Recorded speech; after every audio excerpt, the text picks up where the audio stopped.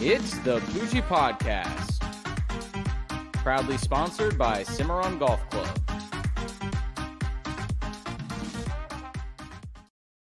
What is going on, Pooj crew? Thanks for being here for episode 102 of the Poojie Podcast.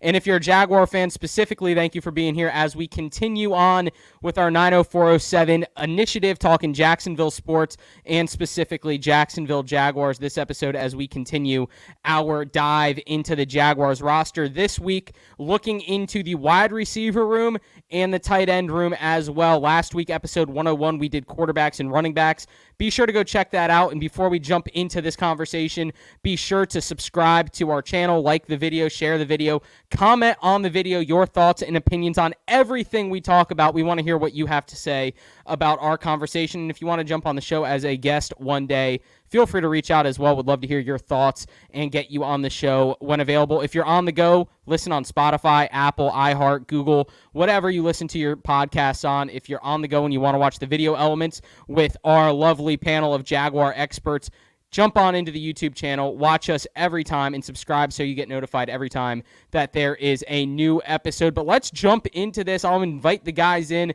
Gentlemen, thank you for being here. Luke, you look like you just came off the basketball court. What do we got going on there, man?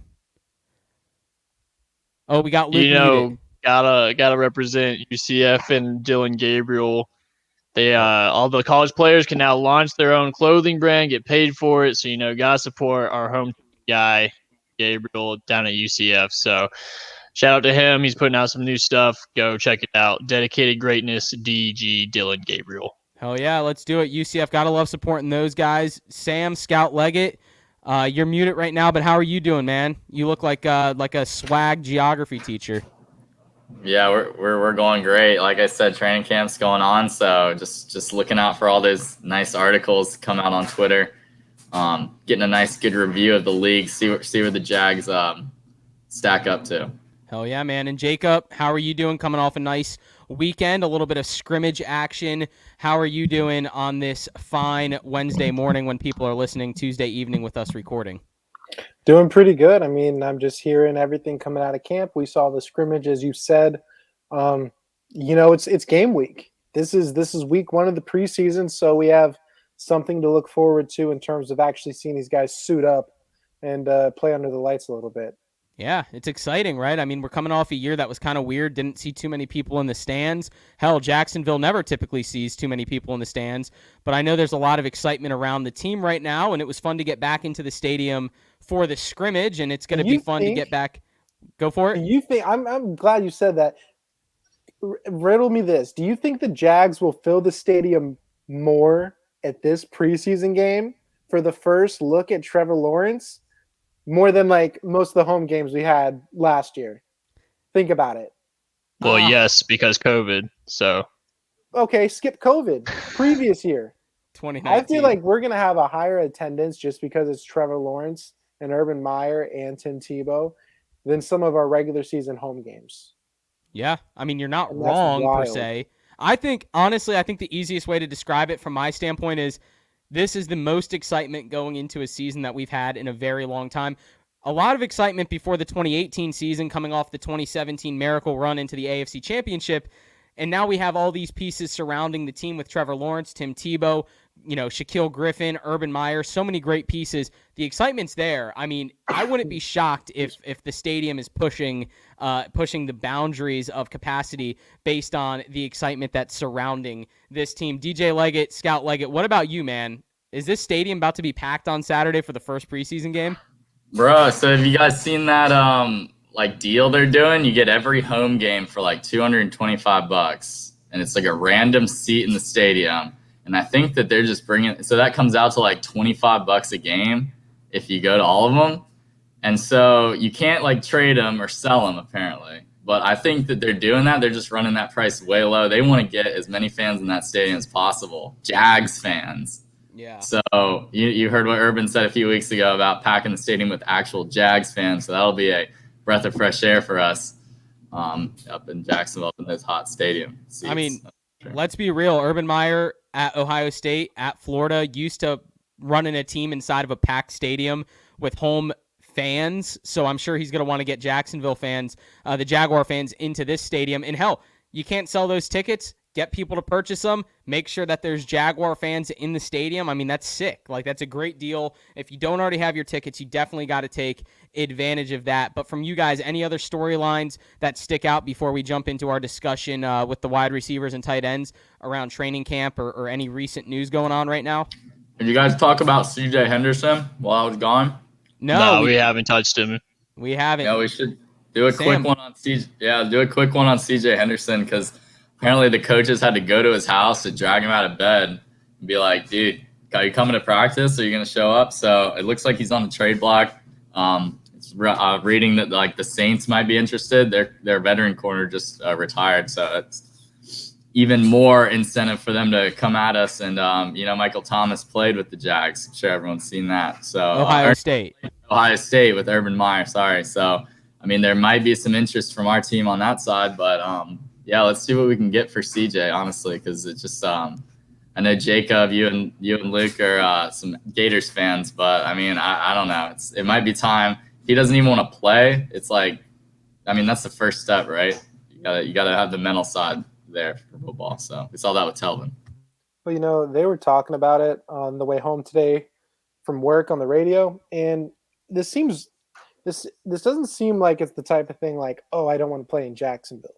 Because why do most players not want to play in Jacksonville? It's usually because the team's awful. Well, with Trevor Lawrence coming to town, things are looking up. It has yet to happen, but this is a much more positive situation. So I don't think it's about him not wanting to play for Jacksonville. And the coach is going to his house. There's been a lot of, reports all over the place, stories. We don't know exactly what's happening. This could be like mental health. This could be something like going on with him.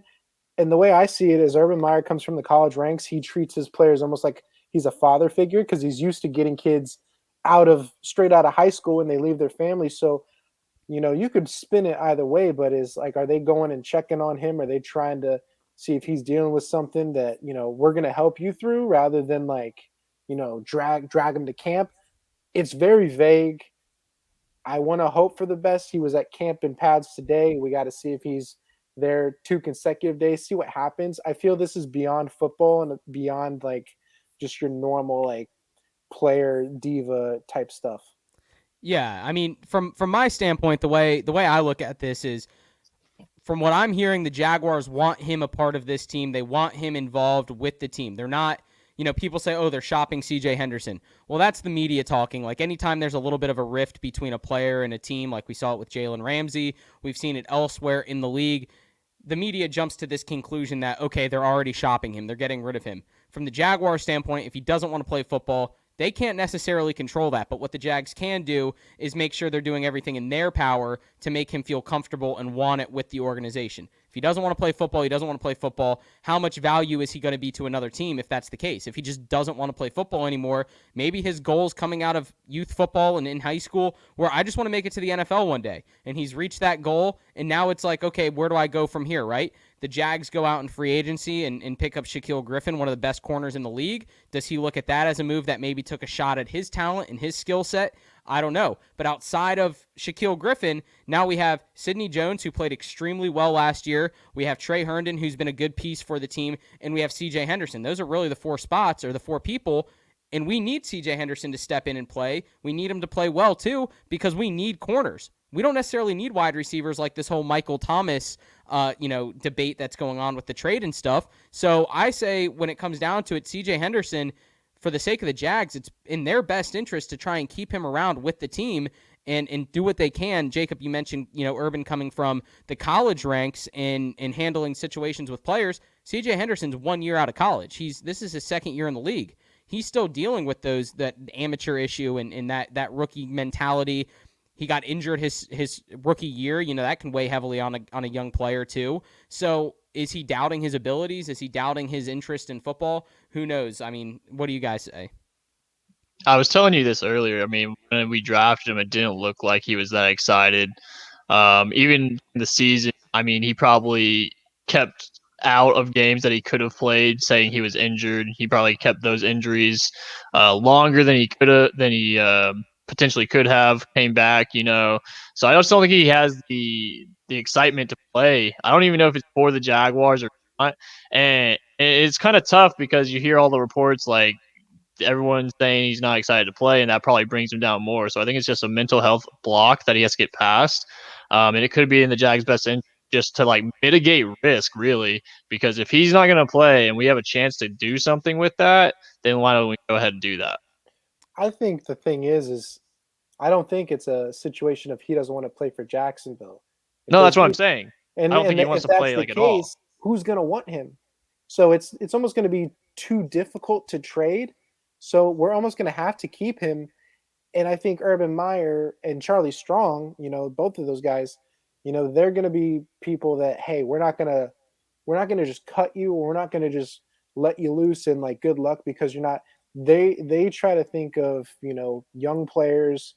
We brought you here for 4 years for cause. They're those type of guys that we're going to try to help him, rather than like a Doug Marrone of the past probably would have been like, yo, if he's not going to show up, whatever, we're going to cut him because we don't have time for this. These guys aren't NFL coaches naturally, so they don't have that same mindset. I think he's going to be on the team. How effective, I don't know. Does it turn around? I hope, but I don't think it's going to be easy to trade him if he doesn't want to play.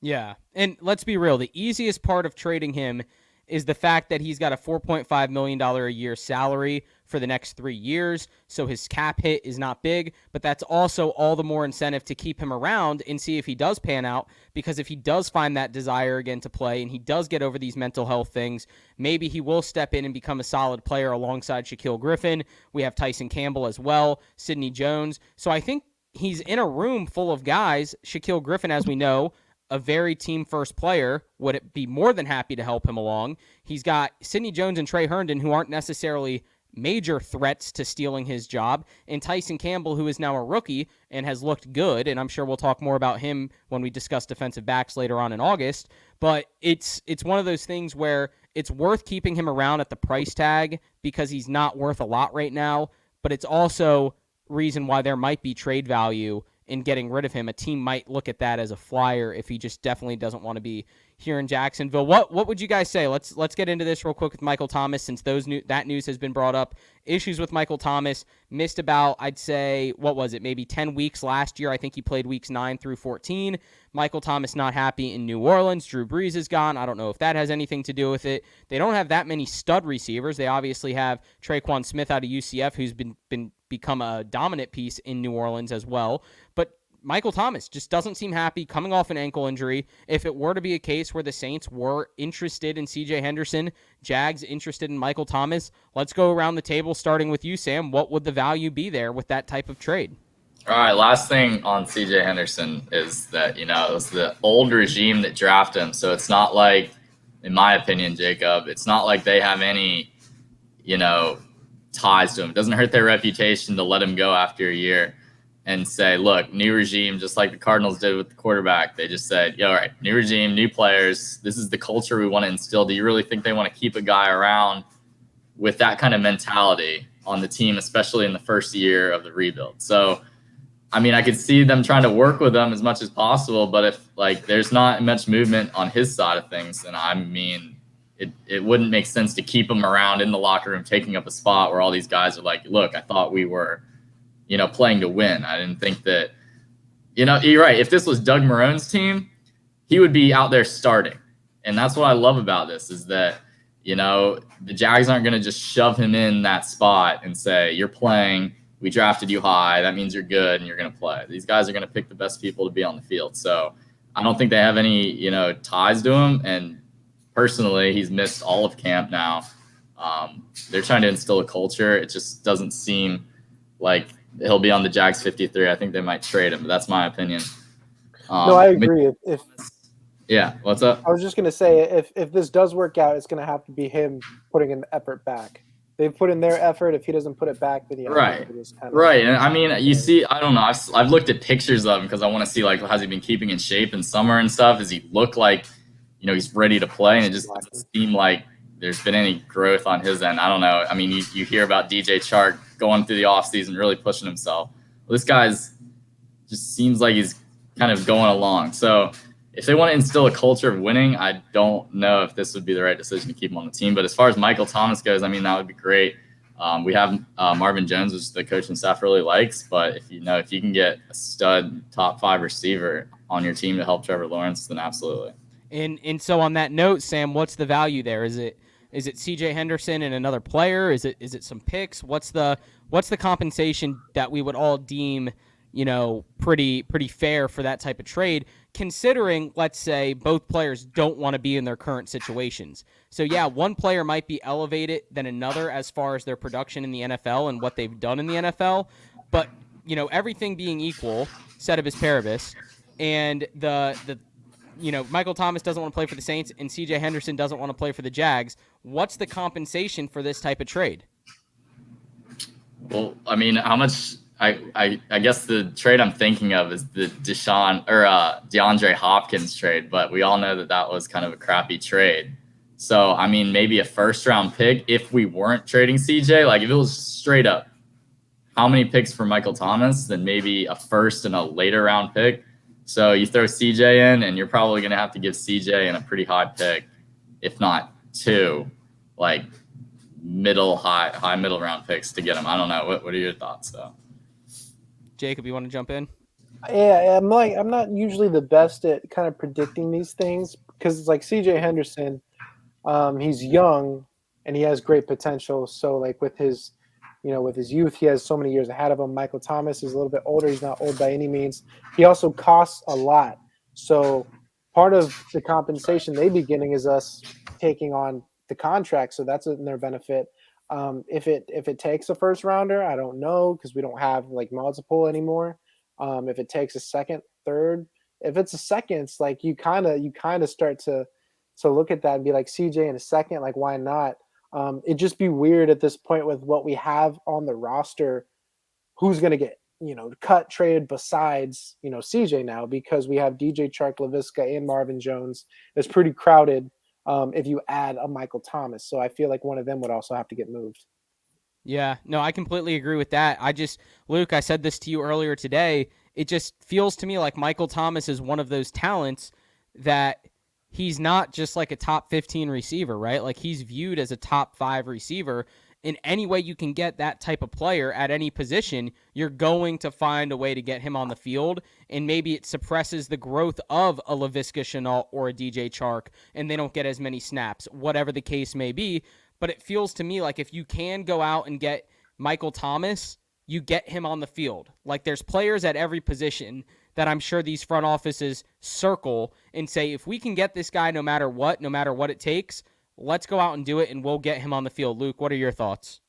Yeah, and you have to take into account basically the coaching staff. You've seen it already with Urban Meyer letting Tim Tebow have a chance. He loves those players that he's coached. Michael Thomas was at Ohio State. I think he would oversell and give away more than what would need to be to get Michael Thomas just because he likes having that connection. Yeah, no, that makes sense. Point. I mean, he brought in Carlos Hyde. He's bringing in people that he's coached before. He's done it with Carlos Hyde. He's done it with Tim Tebow. I can definitely see him doing it with Michael Thomas and trading away more than needs to be just so he can get his guy. Would you guys here? I want to ask you guys this, just a hypothetical. Would you guys trade away, considering the situation on the offense? Would you guys trade away like DJ Chark and CJ Henderson for Michael Thomas straight up? No. That would be what I would think would almost have to happen in a way. Like I wouldn't necessarily want DJ Chark to go, but it's like it's very crowded to have all 4 of those guys. So it's like, do you then send one back? I really want to keep Laviska. I think paying for Marvin Jones to be here, and he's the veteran of the room, he also doesn't get moved. And then DJ ends up being the one I see most likely to be traded in something like that. Do I want him to get traded? Not necessarily. It's very weird for us not to be like super, oh yeah, let's get Michael Thomas. But it's like it's an interesting situation because he's coming off injury. He's showing some, disapproval with his team. But like again, we have Urban Meyer. He loves Urban Meyer most likely, so I don't see that being an issue. It'll just what does it take and how do the snaps pan out? Yeah, and what about a potential CJ Henderson, James Robinson for Michael Thomas, Alvin Kamara? I'm kidding. I'm kidding. 100%. I'm kidding. Deal. Send it in, Jerome. Let's do Well, it. here's the thing: is like we're here complaining that CJ Henderson doesn't want to play for us, and then we want to trade. You're suggesting trading away JJ Chark, who's shown like he loves Jacksonville. Like he's one of the guys that shows on social media and everything that he likes playing here. So that's the thing. I don't think we would want to trade that away. He's a great locker room guy for us, and he loves Jacksonville. So I want to keep that in our locker room at all costs. Yeah. And to add on to that, Luke, I feel that all the comments that Urban's made about DJ and you seeing him working with him after practice and stuff, I almost feel like Urban sees something, like sees the ceiling or the potential with DJ, and I think he's trying to really get that out of him. The reason he's showing him so much attention versus, Laviska or Marvin is because, he sees what they got going on. He knows they're going to be good. And then he sees DJ, and I think he's like, I'm going to squeeze out everything I can. Because when you have size and speed like you do, let's get you built up a little bit, and I think we can have like a really good receiver on our hands. Yeah, and Sam, you mentioned having to go to CJ Henderson's house, get him out of bed. They had to get his cleats one day for him, tie his shoes. He's been a very high maintenance guy, high maintenance individual. Getting him out of bed kind of sounds like someone I know from college named Sam. Getting him out of bed, getting his shoes on. We didn't cut you. Night. We didn't trade you away. We didn't trade you, Sam. We kept you around. Sometimes it just takes a little motivation. So it's all fingers crossed that's all CJ needs is a little energy drink and to get him out there. If he offered to pay for his cover at happy hour, maybe he'll go. Maybe he'll get it. Maybe he'll come play for us. We'll pay for his cover. Well, anyways, guys, anything else with the Jags NFL news before we jump into the wide receiver tight end talk, which we've kind of already teased at a little bit? Anything else? I keep hearing Walker Little looks really good, and playing against now Smoot some snaps. Like he had some good plays against Smoot, who's a big guy. It's not little Kayvon Chason. So who knows if by the time we get to the season, there's a legit chance that he starts. Whether it's at left or right tackle, I don't know, but I can't imagine it'd be a surprise if he starts at this point. And it's, for him, it's kind of nice to play tackle. There's two positions open on the field for tackle, so let's get him in there. And, if I haven't heard much of Jawan Taylor during training camp, which can be a good thing if he's playing well enough, but I've heard a lot of good things about Walker Little. I've seen on Twitter 72 greater than 71, alluding to Walker Little better than Tony Baselli, who we all know is a potential soon to be Hall of Famer. But if that is the case, I mean, that would be electric, having Walker Little come in off an injured year in college, being able to step in and be a solid, what was he, a third-round pick? I believe. Yeah, no, Cisco was third. No, he was a second-round pick. Walker Little was second? I think he was a second-round pick. Second-round pick. Okay, so the fourth pick in the draft. Yeah, okay. I was going to say, I thought he was one of the picks that we got. After Tyson. Yeah. Oh, he was one of them we got in a trade. Yeah, so he was the second round pick. See the Yannick pick? It could have been the Yannick pick, actually. He could probably I was thinking about it. And I was like, yo, imagine if we get like what was it? We get Chase on and who else? And ETN, and then we get Walker Little, Yeah. I mean, a lot of great picks. I mean, that was a great first draft for Trent Baalke and Urban Meyer and co, at least if they have found 4 potential starters with those first 4 picks with Lawrence, ETN, Tyson Campbell, and Walker Little. And Andre Cisco, who looks like a thumper, who's just going to be a dominant player. We'll get to him in a few weeks when we talk about defensive backs, and I can't wait to do that. But let's get into this wide receiver discussion, guys. Jacob, you were at the scrimmage. The standout play that everyone saw on Twitter, everyone saw on social media, beautiful pass across the field, probably about 45, 50 yards on a button to Laquan Treadwell, someone that's just trying to make the roster. Some good reviews coming out about him. We've obviously heard great things about Marvin Jones. DJ Chark is bulking up. Laviska Shenault is like the strongest man on the field. I think he's been tackled like one time in his career. I mean, this receiving core has been a roller coaster over the last 5 years, and here we are again at the peak of the receiving core. Looks like we have a lot of great pieces.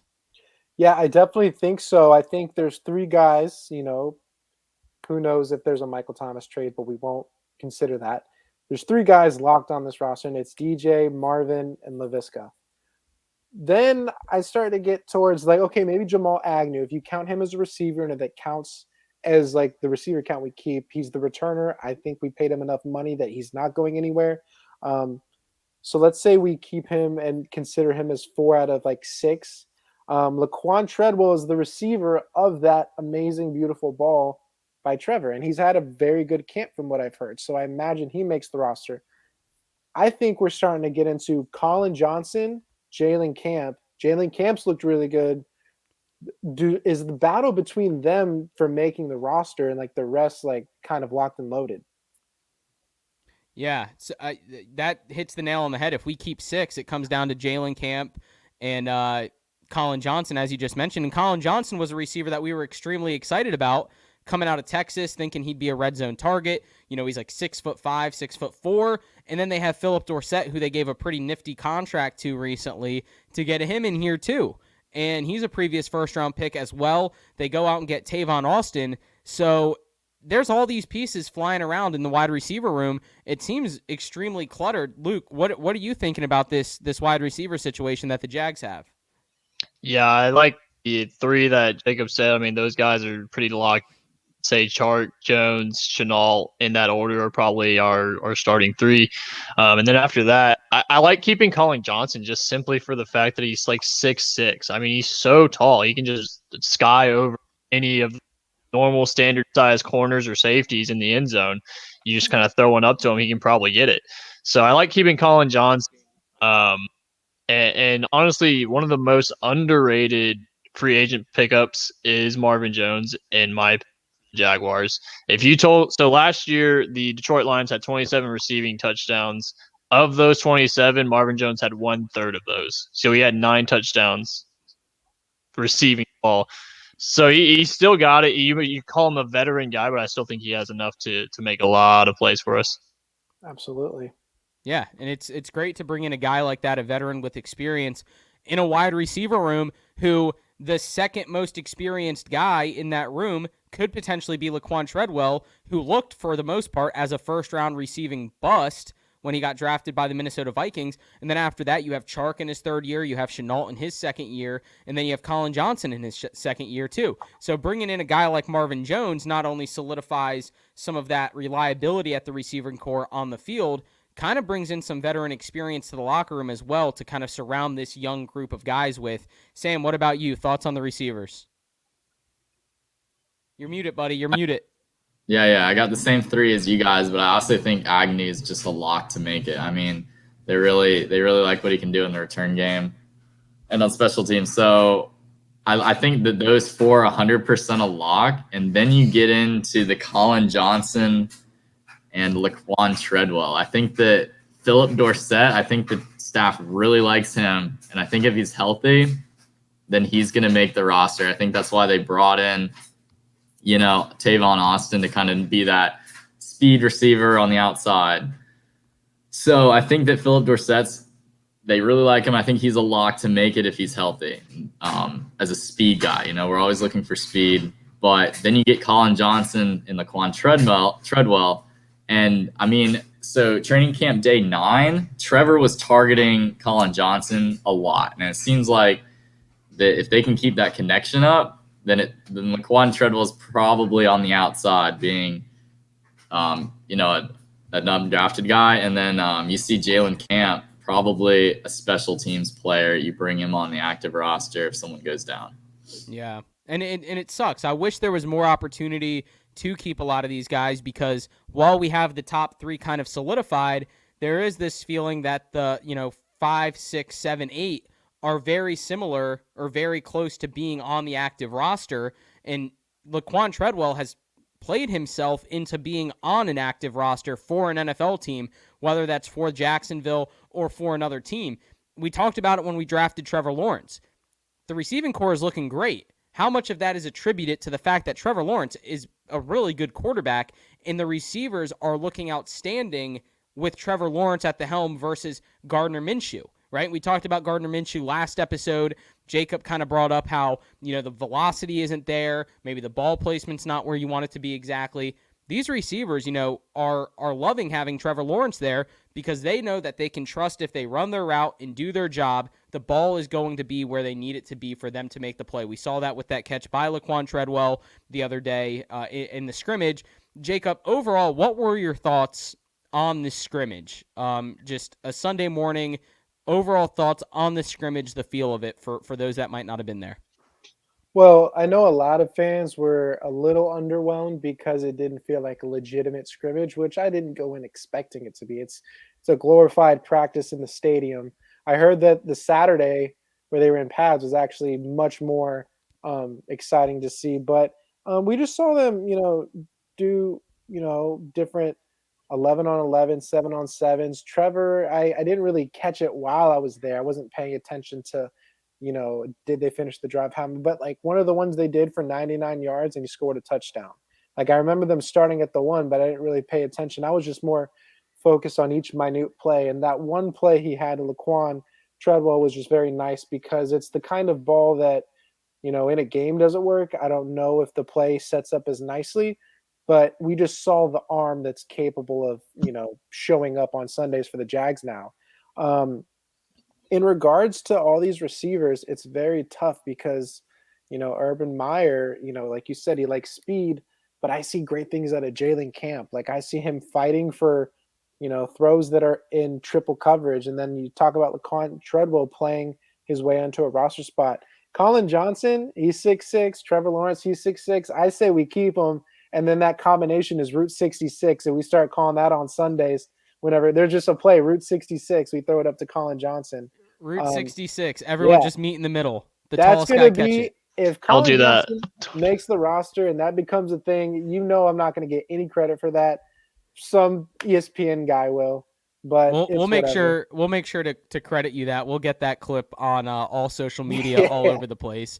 But like Sam mentioned earlier regarding CJ Henderson, this coaching staff has no indebted ties to any of these players except really for Marvin Jones or anyone they picked up off waivers like a Laquan Treadwell. So you have Colin Johnson. Was Jalen Camp in this draft? Yep. So I would say Marvin, Jalen, Laquan Treadwell, and Jamal Agnew are their doing.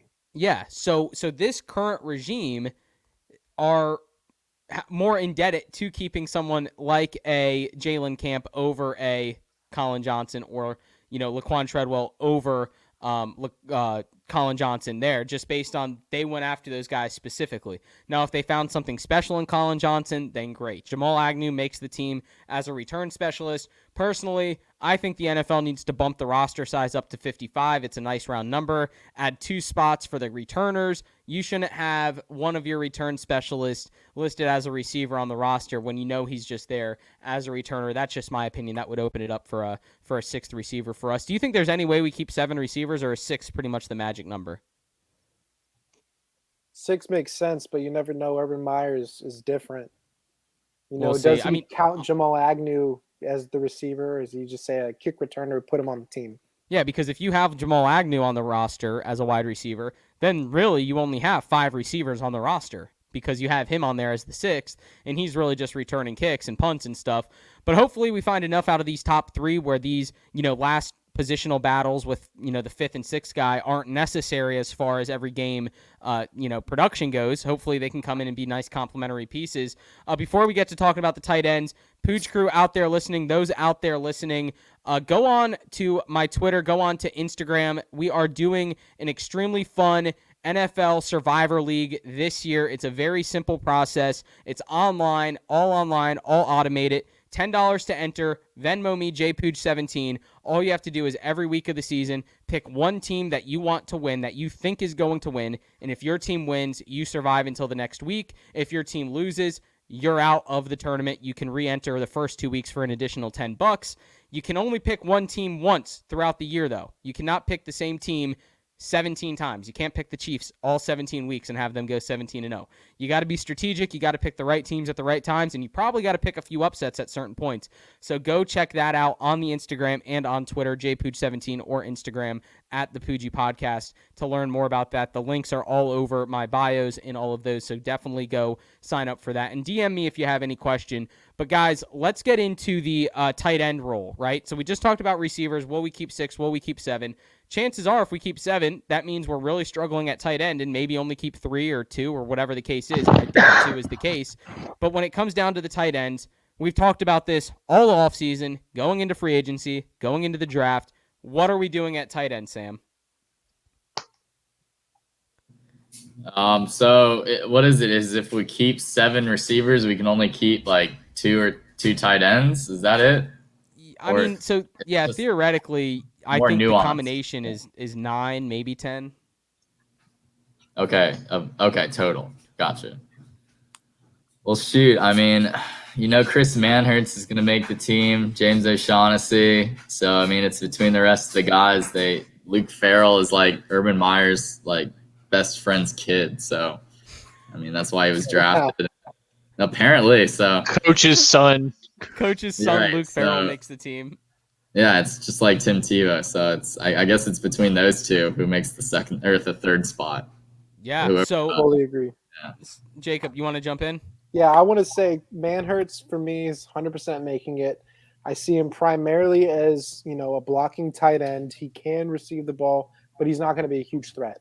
I think James O'Shaughnessy is going to be a great pass-catching tight end, but when he's on the field, it's going to be very obvious. So that third guy is probably going to be Luke Farrell in my eyes because they drafted him.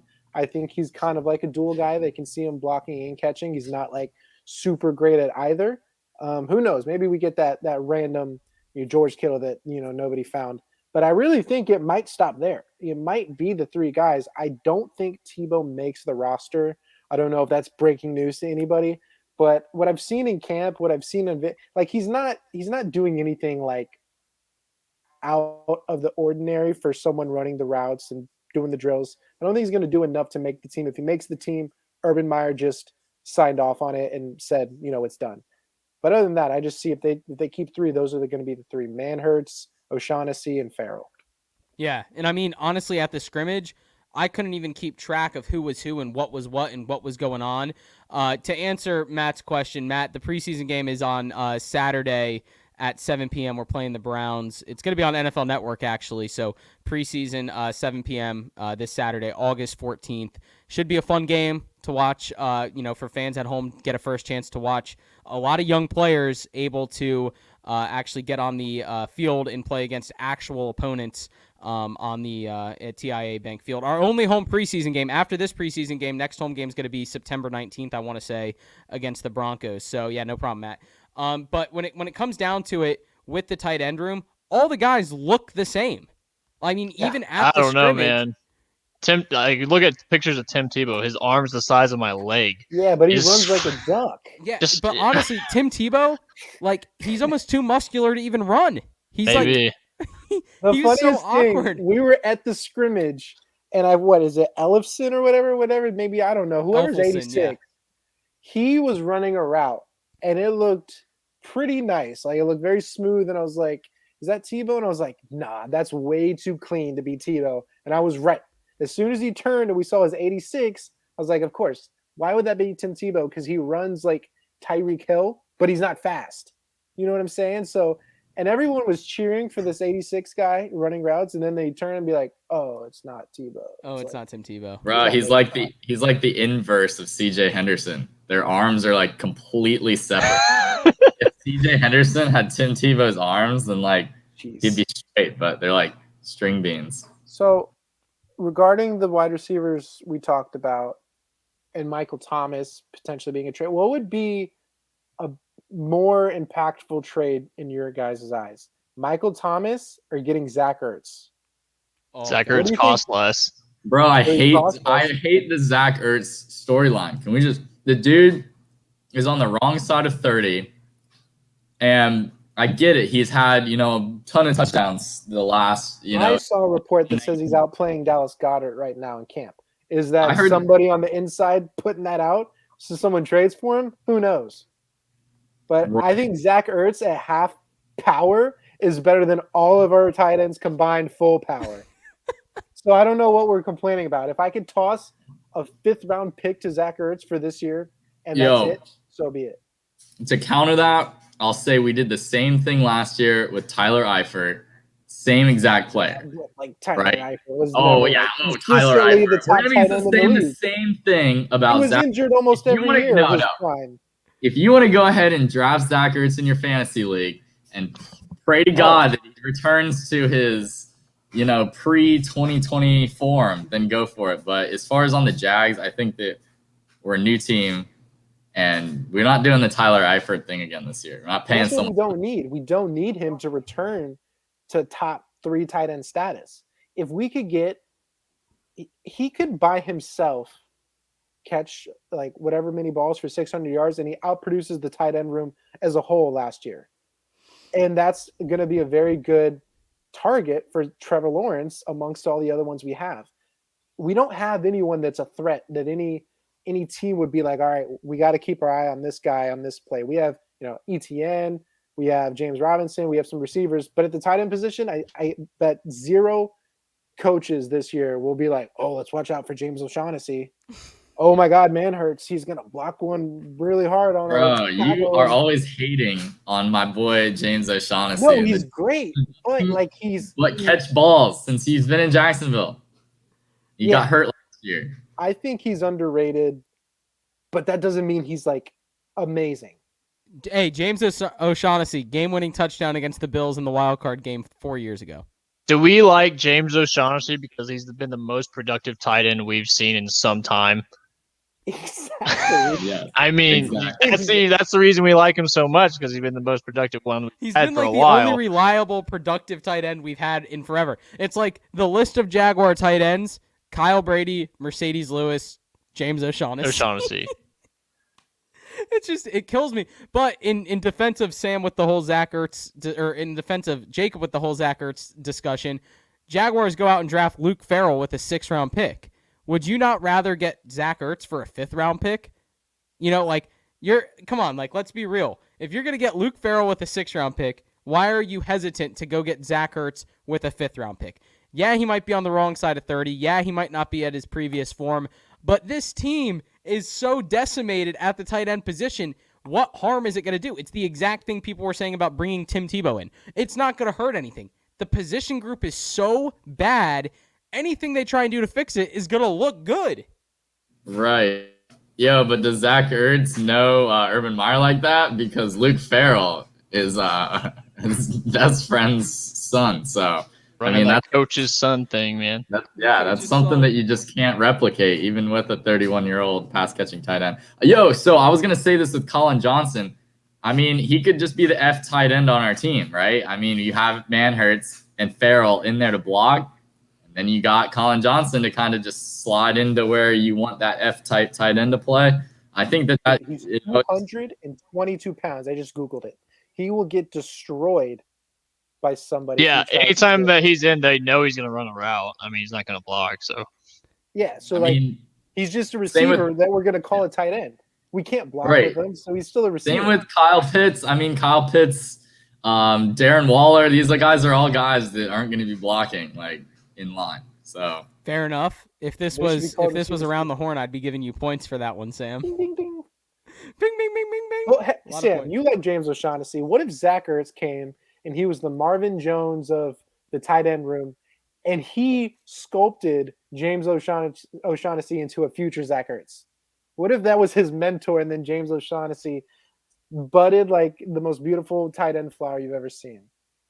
All right. Bro, I like James O'Shaughnessy since we got him from the Patriots. I'm pretty sure we've said his name right once in this thing. O'Shag Hennessy. O'Shag Hennessy. All right. So I think what the real issue is this: we're neglecting to mention the fact that apparently the front office doesn't see tight end as a need at all, based on the moves that they've made all offseason. Like Hunter Henry was available, we didn't go after him. He goes to the Patriots. Who was the other guy that went to the Patriots? Jonnu Smith. Jonnu Smith available. He goes to the Patriots. Now the Jaguars sit here with $30 million in cap space, the number one landing spot for a potential Michael Thomas trade, and we didn't even want to shell out $8 million a year to try and go get Hunter Henry or Jonnu Smith, who tore up our team. Both of them have tore up the Jags defense in their time in the NFL, and the front office was too hesitant to go out and get one of those guys. They both end up in New England for the whole Aaron Hernandez, Rob Gronkowski dynamic there for Mac Jones. I just think it's ridiculous. We're talking about what we're doing at the tight end position.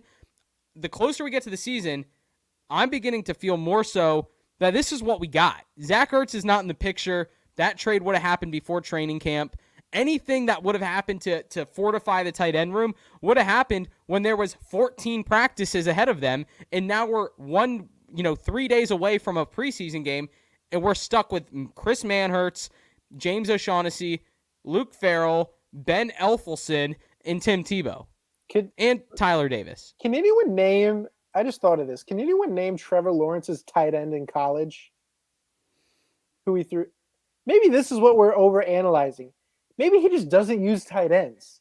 Maybe that's I can't even think about who his tight end would have been at Clemson. And maybe Urban Meyer's like, oh, they didn't really throw it to him much, so why do we need to have him? I think this goes back to Urban Meyer just gonna want to run the ball. I think that we all think, Trevor Lawrence we're gonna throw it. I think that we're gonna go back to Ohio State, ground and pound, and play good defense. And I think that this is just one of those little things. Like, you don't need a freaking receiving tight end. You're just gonna get extra blockers for your running backs and for the quarterback to run the ball. That's just one more little piece that I think that we're overlooking. Yeah. We're overlooking that part. Well, I want to ask you guys this for this season. Let's say this is the tight end room, right? We already kind of funneled it down into being Chris Manhertz and James O'Shaughnessy and potentially Elfelson or Tim Tebow, whoever it is. Jacob, who was the third guy that you said it's going to be? Luke Farrell. Luke Farrell. Okay, let's just say that's the case. To have a successful season, to have a successful week in, week out, Luke, let's start with you. What do we want the tight end numbers to be week in and week out as far as catches and receptions go? Maybe not for individual players, but for a successful season, realistically, what does it take as far as production from the tight end position? I'd say we could have a combined 5-6 catches from them a game. That would be splendid. Get us 60 to 70 yards, maybe on a big down. They catch a ball that's over the middle of the field and he just out muscles the linebacker or something like that. We don't have the tight end room of Travis Kelce. We don't have the tight end room of Darren Waller. We don't have the tight end room of Kyle Pitts. We don't have those guys. So just make team plays. Please get a first down, maybe in the end zone. Just do your job, catch the ball, and get first down. Don't bring back those memories of do your job. I don't want to hear that. Do your job. Sam, what about you? Successful. Wood if you're with me. Yeah.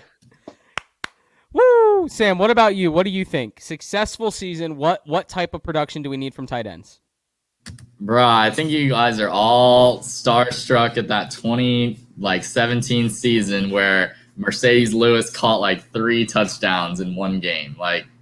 It's never going to happen for this team. We got blocking tight ends. All they did was go out and draft blocking tight end and Luke Farrell. We went out and bought the best blocking tight end in free agency. That's all we're going to do. We're just going to use these guys to block. And one of them's going to sneak out like Chris Manhertz, who is at tight end U, by the way.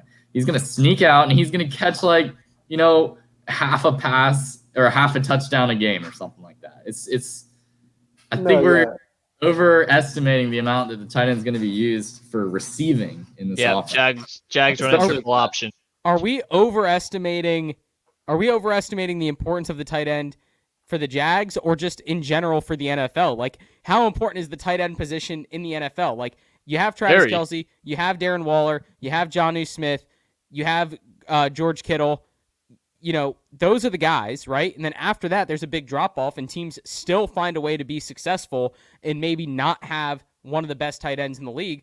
I think as NFL fans, as Jaguar fans, we're caught up in seeing the Rob Gronkowski go to Tampa and be successful and the Travis Kelce be successful in Kansas City. I think it's important to have a good tight end, but not every team is going to have these game-breaking, playmaking, momentum-swinging tight ends like those teams do. And I think for the most part, the tight end position is one of those positions where you just need someone with reliable hands to catch the 5-yard curl route, to get over the line of scrimmage, or to get over the first down marker, to get the touchdown. Just the guy who's not going to break the game open, but the guy that can get, the dump off passes like we've seen in the past, just to be there and be the receiver that's the safe option. I think that's what it kind of comes down to. None of these receivers, Sam, like you said, are going to be the breakout tight end of the season. No one's going to be getting these guys on FanDuel. No one's going to be getting these guys on DraftKings. No one's going to be getting these guys in their fantasy drafts. Jacob, go for it. I was going to say on FanDuel, I wouldn't be James O'Shaughnessy might have a game or two where he does catch like a couple of touchdowns, and it's like and be worth like $20. Yeah, so like you might want to toss him in right there. But the conversation we're having about tight ends is less about tight ends and more about football is a game of mismatches.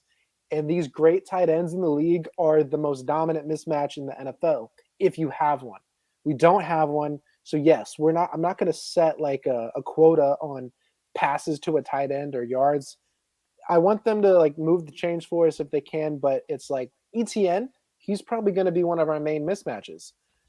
Laviska might be one of our main mismatches because he's strong against like, defensive backs. A tight end can be very important only because they're a mismatch to the linebackers and DBs they're likely, lined up across from. If you have it, it makes it so much easier. If you don't, you got to figure it out in other ways. Colin Johnson. And yeah, honestly, it would be interesting to see maybe Colin Johnson line up in the like closer to the slot, or maybe as like an off tackle tight end, like maybe the second tight end on the side. I don't know. We'll see what happens. There's plenty of preseason games coming up to kind of see what happens. And who knows? Let's say the Jaguars have a great season. Let's say 6 or 7 wins, which I would classify as being a great season for this team coming off a 1-15 year. And let's say the offense looks good. Now we know going into the next offseason what our need is, what's going to change our team's dynamic, and it is getting that big tight end, getting that game-breaking tight end. So maybe it's one of those things where we take our medicine for 1 year, we know there's nothing we can do, who would have been, let's go get Hunter Henry, he gets injured, now we're pissed. Let's go get Johnny Smith Jr. for a big contract. I don't even know if he's a junior. I don't know why I keep saying junior, Smith Jr., I just keep saying that. But big contract for him, maybe doesn't pan out. We thought Julius Thomas was going to be the next big thing in Jacksonville. He didn't pan out to be anything. We thought Tyler Eifert was going to be the next big thing in Jacksonville. He didn't pan out to be anything either. So we've had bad luck with tight ends, unless they're named Mercedes Lewis or Kyle Brady, to be real. Anything else from you guys? Nothing from the squad. Sam, go for it. Totally agree. It's just like, stop paying these guys. I mean, what did Tyler Eifert play like one game? We paid him like $6 million guaranteed or some bullshit. Yeah. Well, let's be real. All that being said, if we went out and got Zach Ertz, I don't think any of us would be that upset, especially if it was a 5th-round pick, just to see what happens. Now, as necessary as it is, I think that's where it kind of comes into question. Is it necessary for us to go out and get him? It may not pan out to be the most like amazing free agent acquisition or trade, I should say. But people know what Zach Ertz has done. If you have him lined up on a play, people are at least watching him, and that's taking away from your Laviska, your DJ Chark, your ETN. I don't want to say he'd be a decoy because I'd like to think he has some ability to still like be like better than what we have. But that name, people will look to him and draw away from. And like I think just when you talk about mismatches, it opens it up. I don't know if you guys had anything else, but I did have a quick question regarding the preseason game coming up. How much do you think Trevor Lawrence plays, and how much do you want him to play this preseason game? Aren't there only 3 this year? There are only three preseason games. It kind of like escalates how much time you're getting per game. I mean, honestly, if it's anything that we've seen from these training camps and these scrimmages, it seems like every day at practice there's a new guy starting with the ones. So I wouldn't be surprised if this is like a 40% Minshew, 40% Trevor Lawrence, 20% Luton, or 20% Beathard, 15% Beathard, 5% Luton, whatever.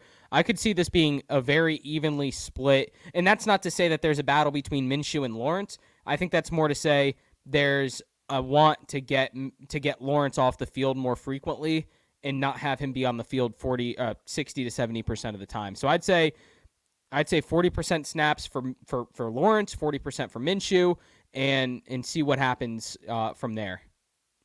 I'm in the same boat. I kind of want to see almost that even split between Minshew and Trevor Lawrence. Don't want to be out there too long so he might get hurt, but also you definitely want to give him some game time reps against a different team. Hey, here we go real quick. We got a comment from Josh. Josh, thanks for chiming in. This is a Sam defender. Stick with what we have unless there's a legit option. Ertz is washed in 5 years past his prime. I mean, thank you. Jeez, some freaking smart people in the comments. Are we talking about last year? Josh Lynn, best ball player I've ever been around. Yeah, there he is. Josh Literally, Lynn's all right.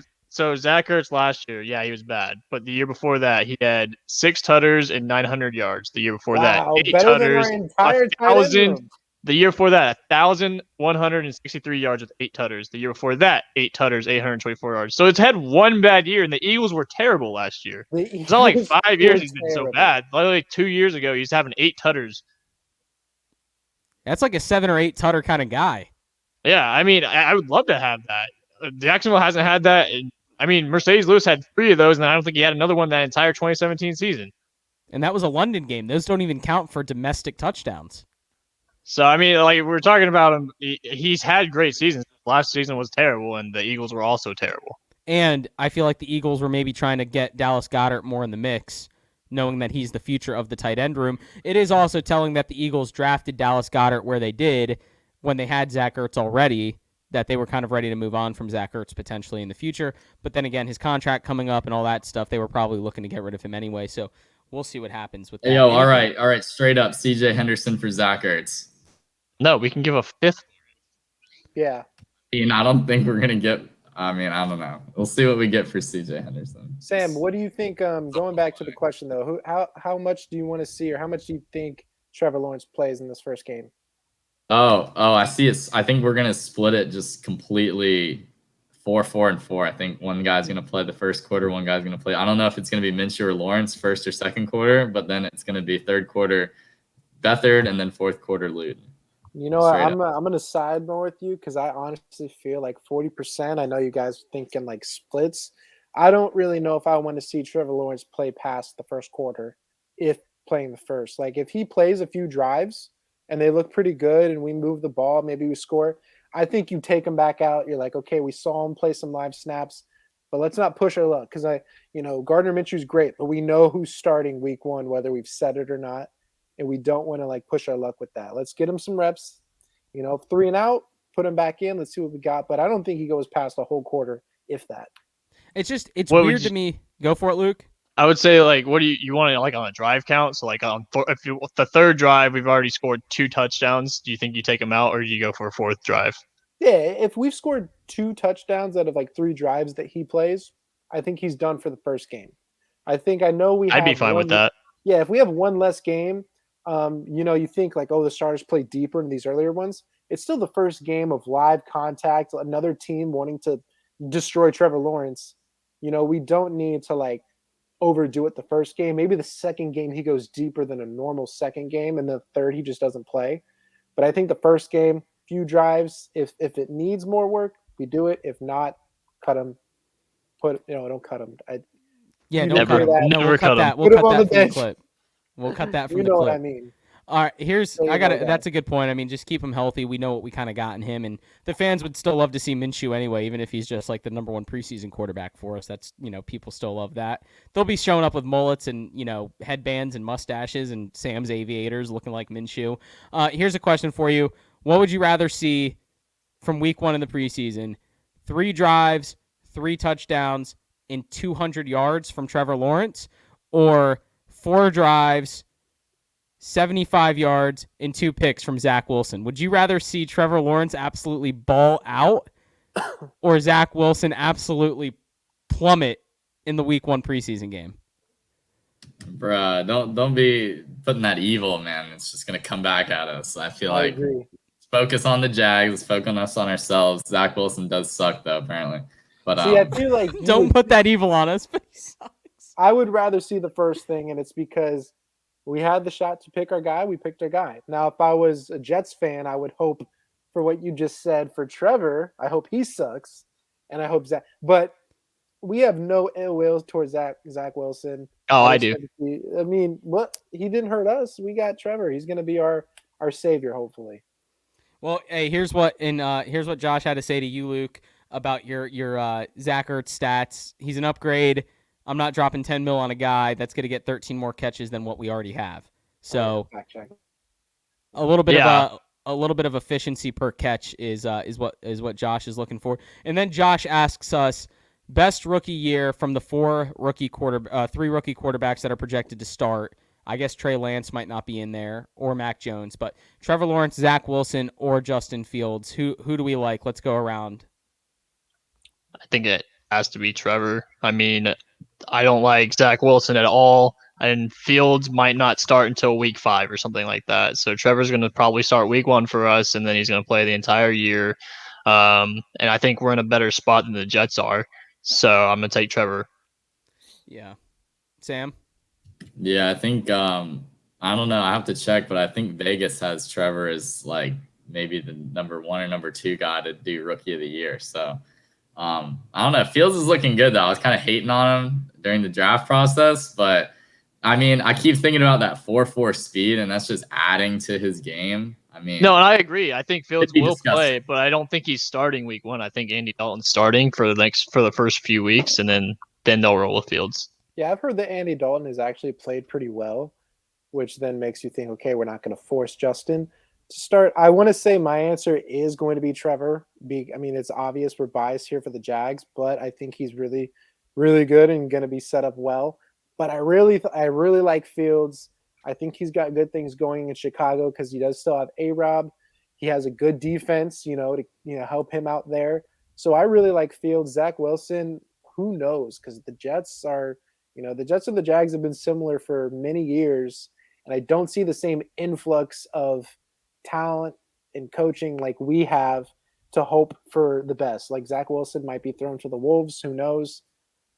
He had a quick jump in his junior year, and that's what happens to quarterbacks like Blake Bortles. And, we love him, but look where that landed him. Well, I was just about to say the whole Zach Wilson thing, it's kind of gives me jitters and memories of like the Blaine Gabbert experiment here in Jacksonville, where it was a guy who made some plays in college, played well at Missouri. I'm pretty sure Missouri was still in the Big 12. So the conference at that point was just destined to score points. So he was going to look good. Chase Daniel looked good at Missouri too. Blaine Gabbert looked good at Missouri. He gets drafted. I think Zach Wilson had the benefit of, the BYU schedule, New Mexico State, Coastal Carolina, biggest game of the year, lost to Coastal Carolina for his biggest game. Justin Fields, he was the number 1 or 2 quarterback going into last year for college football. So he has the talent. Everyone saw the talent. And then he plays for Ohio State. He has some tough games. He gets roughed up by Indiana. I remember that was a difficult game for him.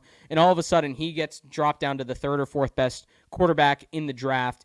And I feel like that was a bad rap for him. Luckily, the Bears got him still, and they got their guy. I think Justin Fields, that talent is there. We know that talent is there.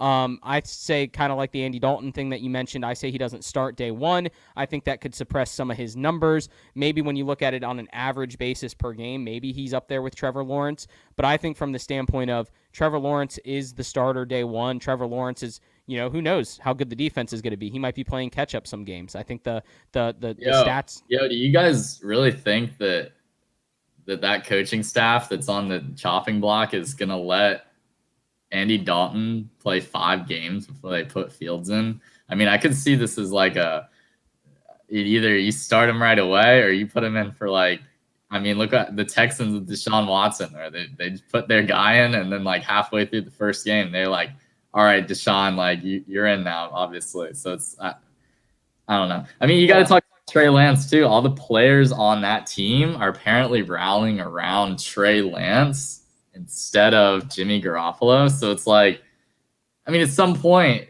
which is the better player? And obviously all these teams are going for playoffs. I mean, especially the Bears, who the coaching staff doesn't make the playoffs, they're probably gone. So it just doesn't make sense for me. You put it all on Fields, he's your guy, and he looks great in camp, and the team's rallying behind him. You put him in week 1, in my opinion. But yeah. I've heard that Fields has had like on and off days though. Like some days he's been like he's the rookie. Days he has amazing throws, so it's like I don't know. Yeah, and I mean every rookie's gonna have that, but Sam, you're spot on. I mean, quarterbacks are drafted in the first round these days to start day 1, and that's kind of what is going to be expected. And if the Bears didn't have Andy Dalton, there's very few backups that would keep a first round quarterback from starting. Like Ryan Fitzpatrick was one of them. But the fact that the Texans opted to start Tom Savage over Deshaun Watson week 1 in his rookie year was just an absolute mind fuck to me. It just did not make sense at all. I say go with Justin Fields. Let's see what Josh has to say. Remember, Fields throws an amazing deep ball, and he has Allen Robinson. Allen Robinson has the best season of his career this year, I predict. I think he's an unreal He's a real underdog for Rookie of the Year. Okay, I'll go back to listening. Great stuff, fellas. Appreciate it, Josh, for checking in. That's a good point. He's got a good receiver there in Allen Robinson. It'd be Allen great Robinson for the Jags to get also Michael Thomas. has best quarterback he's ever had in for Justin Fields. I mean, he's had Exactly. terrible quarterback play for the longest time. Fields is the best quarterback he's ever had. Yeah, it's like what type of receiver could Allen Robinson had become if he had a great quarterback to go along with him? And sadly enough, Allen Robinson is still a top 10 wide receiver in the NFL right now, if not top 5. Yeah, I think I've always thought great things of Allen Robinson, even when we shipped him away. And if Justin Fields plays early and often, I think we'll see Allen Robinson like rise up in people's ranks of being like a top 10 to top 5 guy, because I think he's capable. And now that he's got, Justin Fields thrown to him, because I see, unless Andy Dalton's winning you games, which I don't think will happen, Justin Fields is going to come in earlier than we think, like Sam has said. And Justin Fields, I think, is just going to, show off why he's a top quarterback. And the best reps are live reps. Practice reps are practice reps. But if you want a guy to improve, we saw Justin Herbert kill it last year. He wasn't supposed to start, but he did because of an injury. And I think Justin Fields will benefit from playing earlier rather than later. And I think there's something strong to be said about where you played your college ball. And I think Justin Fields has that benefit of playing at Ohio State, playing some pretty good competition, albeit the Big Ten had a down year last year, but he played against very good competition, and he's not going to shy away from the bright lights either. That's the other big thing, is he's very comfortable in this position. I think he's going to be very comfortable stepping on the field week 1, and I think he's going to have a little bit of a chip on his shoulder from the whole Zach Wilson, Trey Lance, number 2 and 3 thing. I think Justin Fields is hungry. I think he's going to be eager to get out there and play day 1 for the Bears, and having Andy Dalton there could be that iron sharpening iron type thing that Justin Fields needs to kind of get over and get past. Like, a rookie stepping into training camp with some shitty backups, how motivated are they going to be to improve or play well when they know they have the starting job locked up? Justin Fields right there with Andy Dalton. Justin Fields feels and knows that he has to go out and earn the starting job. He's not being given the starting job. So we'll see kind of where that goes. But anything else from you guys before we call it a night? No, I think we're good. I think we're all good. Ready for Saturday. Right. Yeah, one thing, apparently Allen Robinson is looking disgusting in camp with just his route running. Apparently this season he put a real big emphasis on it on the offseason. So, I mean, Joshua might be right with the 100%. Whole best season for Allen Robinson. That could be interesting. That's for sure. I think and a Josh potential is rookie right, of the year. And he becomes a top 5 receiver this year if Justin Fields is playing. Yeah, we'll see what happens. But Pooj Crew, thanks for being here wherever you are watching. If you're live on YouTube or Facebook, thank you for being here. Be sure to subscribe to our channel, subscribe to the page, like our page. That way you're here for every single episode of the Poojie Podcast and 90407 Sports, whether it's UCF or Jacksonville Jaguar coverage. Would love to have you here commenting like Josh did, as well as Matt. Thank you both for commenting and giving us some topics to talk about. Please continue to comment and like this video wherever you may be. If you're on the go, listen on Spotify, Apple, iHeart, Google, wherever you get your podcasts. We are on the go. If you're at the gym, if you're at work, if you're sleeping, you want to just lay in bed and listen to some great Jaguar talk, you're welcome to do that as well. I do that myself. There's not a lot of it. What's up, Jacob? There's not a lot of it. So if you guys want Jaguar content, come see us. Come see us. We're the Proud Boys. We'll be here. We got you. The Jaguar boys are here to give you that Jaguar content you're constantly looking for. And it is August 9th, August 10th maybe. You'll listen 10th. On August 11th. And we're days away from preseason week 1. We cannot wait. I'm excited. But until next time, Pooj Crew, thank you for being here. Go enjoy some preseason week 1 football. Go enjoy maybe some baseball as well. But most importantly, as I always say, go and make this world a better place. Until next time, take care. How can I be the man when you're the man? How can I be the man when you're the man? How can I be the man when you're the man?